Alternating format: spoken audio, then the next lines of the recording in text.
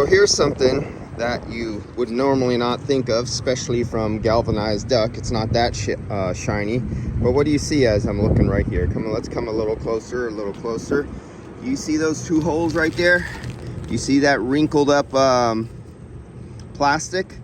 Well, just put this on the day before yesterday. It was going to have a light drizzle, almost a rain, but not quite enough rain, not enough to make any flowing or standing water. And this is the high part of the roof. The low part is over there. Check this out.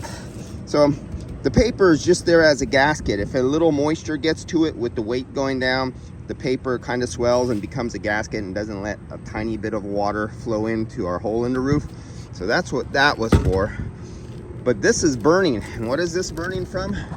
Well, you see that sun right there? It hit just perfect, and with the curve reflected back down like a parabolic mirror, a parabolic magnifying glass, and literally melted the plastic right here.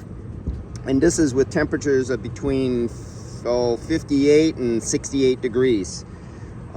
Just the sun, but the air temperature is cool.